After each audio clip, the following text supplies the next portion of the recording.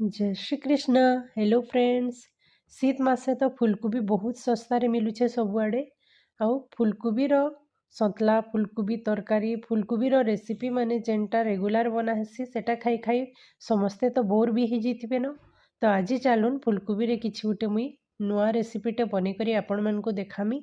आउ मोर वीडियो भल लागले लाइक शेयर आउ मोर चैनल के सब्सक्राइब कर देबे। तो चलून स्टार्ट करमा ई फुलकोबीर नुआ रेसिपी।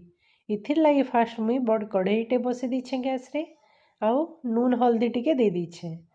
इथिर लगी फुलकोबी के गुला गुला एका नेबार पड़बा आउ पोक चेक कर देबे। तापरे गुला फुलकोबी के से पैन रे मु पके दीछे।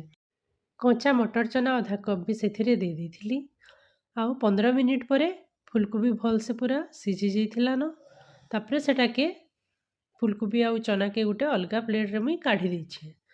तार परे प्याज दुईटा के लंबा लंबा स्लाइस आउ पतला करी करी काटी दीछे।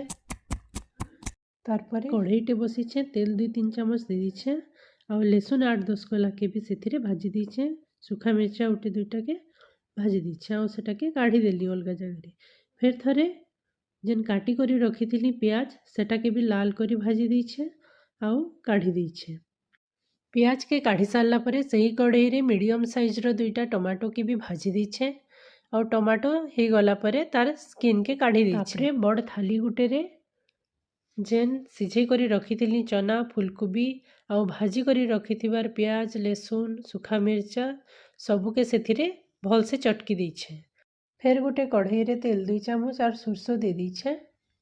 सुरसो भल से फुटीगला परे प्लेट रे जेन चटकी करी रखी थी सेटा सबू के सेथिरे पके दीछे आउ सेथिरे नून हल्दी कश्मीरी रेड चिली पाउडर टिके पके दीछे।